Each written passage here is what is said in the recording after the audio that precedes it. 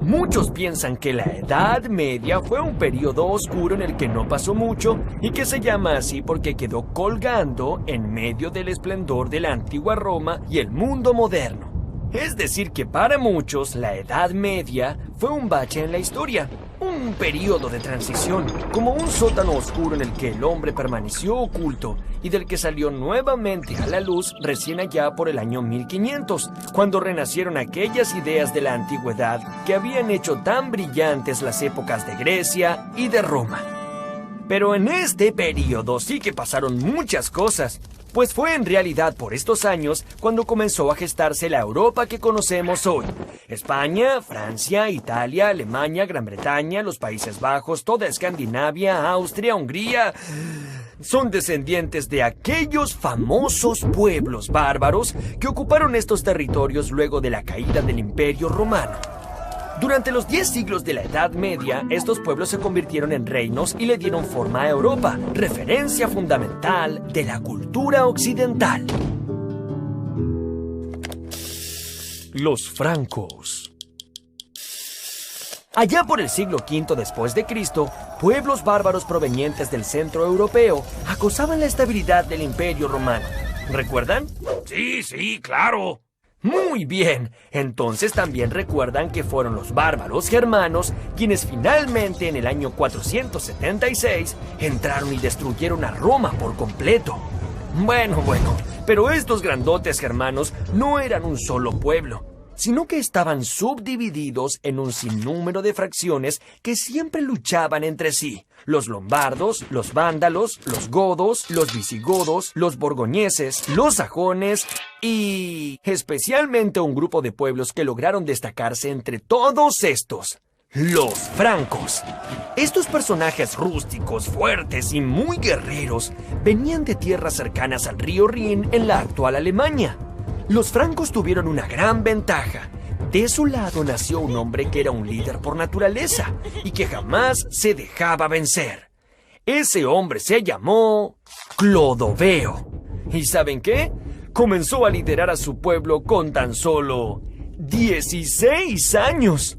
¡Ah! Mocoso engreído. ¿Mocoso engreído? Verás, en el año 481 llegó a ser el primer rey de todos los francos. Y bajo su mando, los francos se extendieron desde su patria, luchando contra todos sus vecinos y conquistando la mayor parte de la antigua provincia romana de la Galia, o sea, la actual Francia, que tomó su nombre de estos fuertes guerreros. Clodoveo gobernó desde la incipiente ciudad de París. Luego se casó con una bella princesa del pueblo de los borgoñeses llamada Clotilda. Pero resulta que Clotilda había abrazado la religión cristiana, cosa que no agradaba mucho a los rústicos francos. Parece que Clotilda le habló y le habló y le habló. ¡Ya, mujer! ¡Sí! ¡Oh, Jesús el Redentor!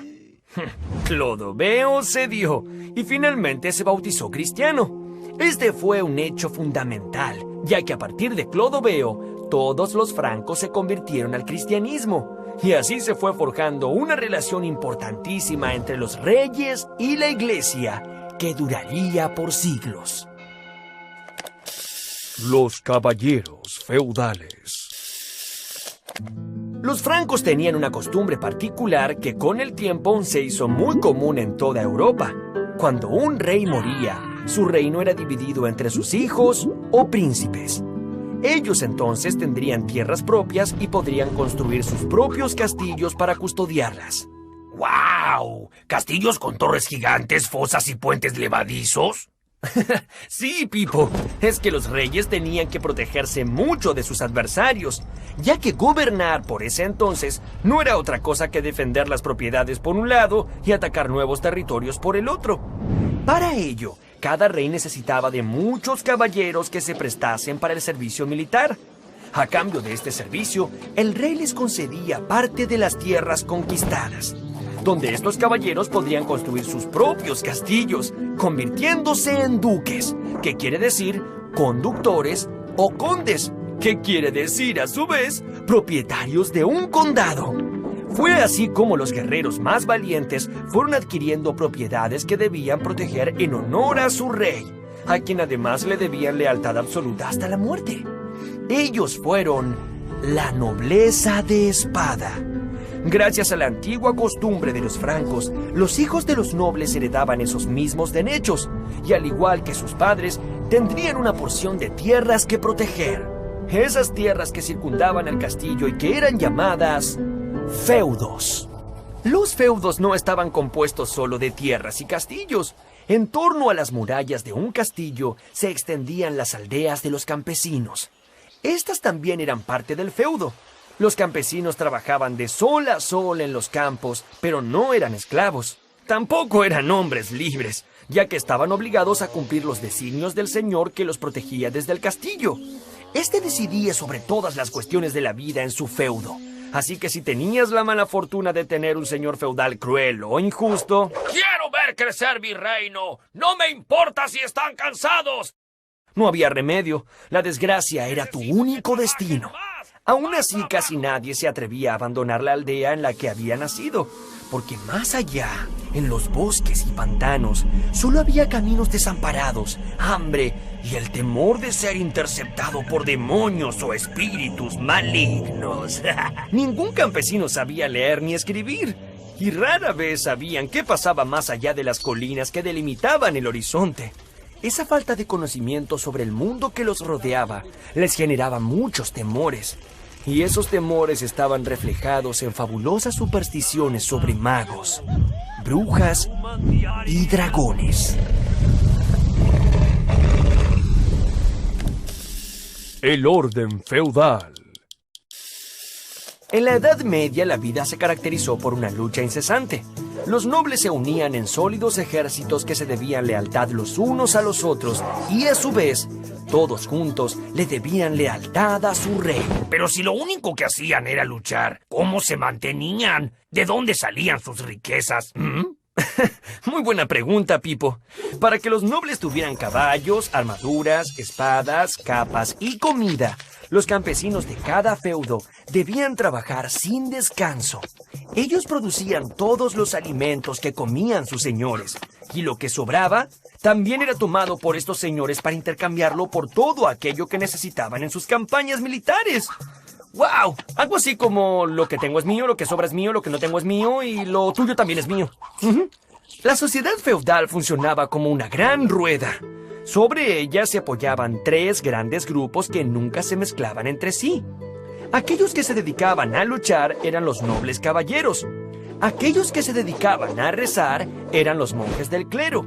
Y aquellos que se dedicaban a trabajar la tierra eran los campesinos. Cada grupo dependía del otro. Si los campesinos no eran defendidos por los nobles, no podrían cultivar la tierra. Y si los nobles y la iglesia no tenían que comer, ¿cómo iban a pelear y a rezar?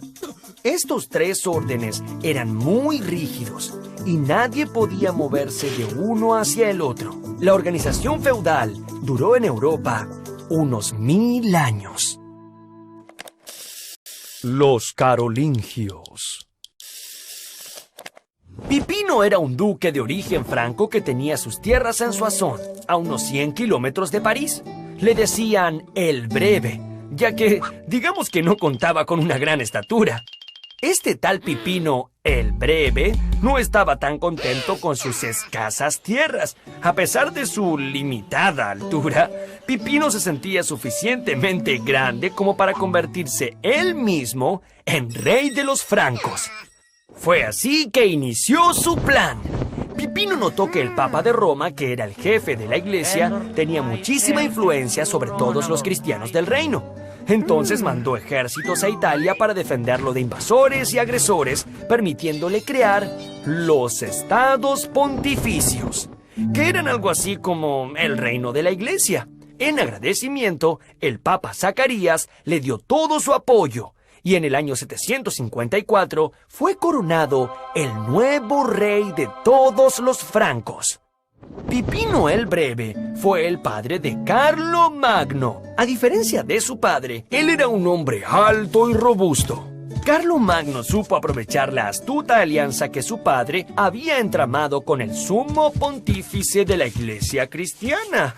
Entonces envió nuevos ejércitos a Roma y estos hicieron aún más extensos y poderosos los territorios gobernados por el Papa. En retribución, el Papa nombró a Carlomagno Romanorum Ecclesia Protector. Si no lo entendieron, fue algo así como protector de la Iglesia de Roma. Con ese título, el gran rey de los francos se lanzó hacia el norte y hacia el sur, hacia el este y hacia el oeste, con el fin de conquistar, subyugar y cristianizar a todos los habitantes del continente europeo. Después de incansables campañas contra los lombardos, los sajones, contra los ávaros, contra los eslavos, contra los godos y contra los visigodos, Carlomagno había logrado formar un gran imperio. Pero no fue tan solo un gran conquistador. Carlomagno quiso unificar a todos los señores y aldeas de su imperio en una sola religión y bajo una misma cultura, basando su poder en el conocimiento. Las primeras universidades. Casi 800 años más tarde del nacimiento de Cristo, Carlomagno se había convertido en una figura emblemática de toda Europa continental, y su imperio fue llamado el Imperio Carolingio. A pesar de ser un rey tan poderoso, Carlomagno no había ido a la escuela ni había tenido profesores durante su infancia.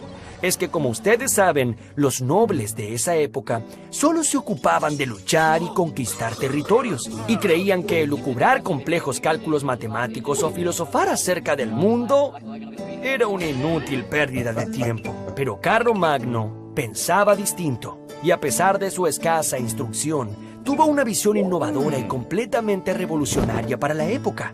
En su corte reunió sabios y poetas de distintas partes del mundo, a quienes invitaba para discutir sobre cuestiones que iban desde la importancia de Dios hasta el origen del mundo y de las estrellas. Él mismo aprendió a hablar el latín, que era el idioma de los antiguos romanos, y obligó a que sea enseñado en muchas iglesias y monasterios de su imperio. Sin embargo, le resultaba muy difícil escribir, ya que su mano estaba entumecida de tanto sostener su pesada espada de hierro. Los monjes tenían a su cargo documentar todos esos conocimientos universalistas que allí se enseñaban. Este fue el origen de las universidades, tal como las conocemos hoy. 2 siglos después de Carlomagno, de aquellos monasterios, nacieron muchas universidades, por ejemplo, la Universidad de Bolonia, en Italia, que fue fundada en el año 1088 y es la más antigua de Europa, o la de Oxford, en Inglaterra, que fue creada en el año 1096. Catedrales. La alianza entre Carlomagno y el Papa fue cosa seria. El rey mandó a construir muchísimas iglesias y monasterios a lo largo y a lo ancho de su imperio. Al comienzo, las iglesias románicas se caracterizaban por sus grandes bóvedas oscuras y frías, donde reinaba un clima apagado, que acentuaba el espíritu místico religioso. Pero también eran así porque los arquitectos de esa época no dominaban sofisticadas técnicas de construcción, y su prioridad era evitar que todo se desmoronara.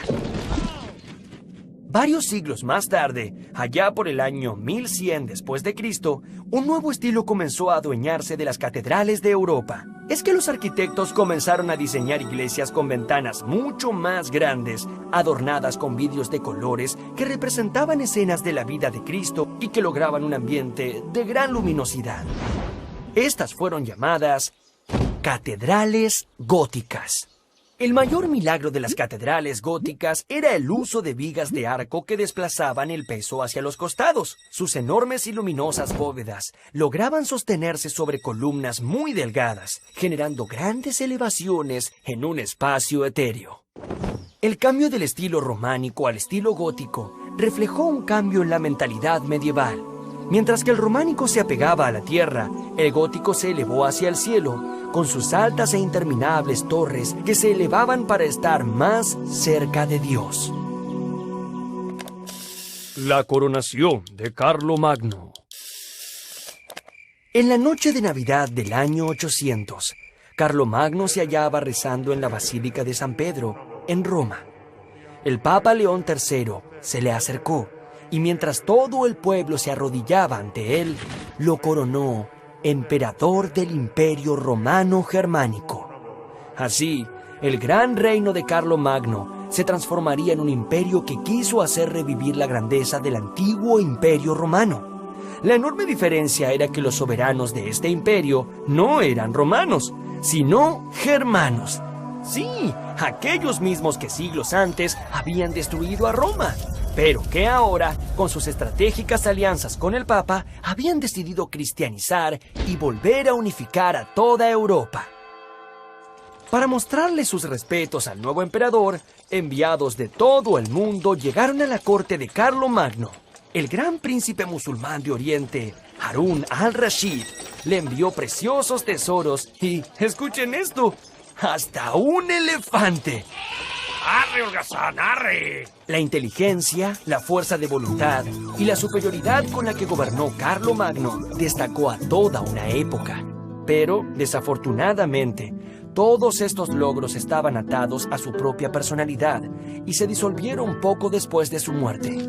14 años después de su coronación, en el año 814, el imperio fue repartido entre sus 3 nietos y pronto se descompuso en los reinos de Alemania, Francia e Italia.